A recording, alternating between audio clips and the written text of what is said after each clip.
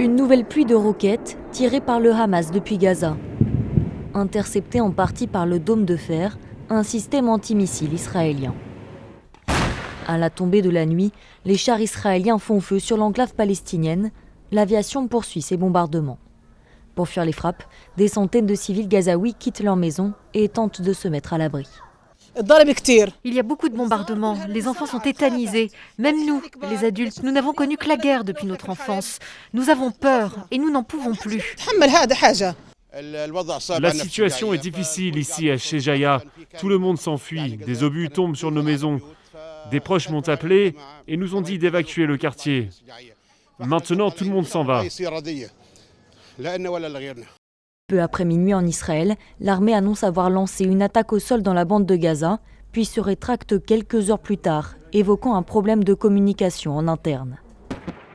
Ce conflit est doublé d'une escalade des violences entre Arabes et Juifs dans plusieurs villes israéliennes. 1000 membres de la police des frontières ont été appelés en renfort.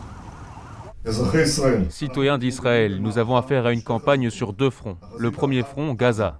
Le deuxième front, les villes d'Israël. Je répète ce que j'ai dit plus tôt. Nous soutenons à 100% la police des frontières et les autres forces de sécurité pour restaurer la loi et l'ordre dans les villes d'Israël. Face à cette situation explosive, le Conseil de sécurité de l'ONU se réunira ce dimanche. La dernière opération israélienne à Gaza remonte à 2014. Le conflit entre Tsahal et le Hamas avait alors duré 50 jours et fait plus de 2000 morts côté palestinien, en majorité des civils, et 74 côté israélien.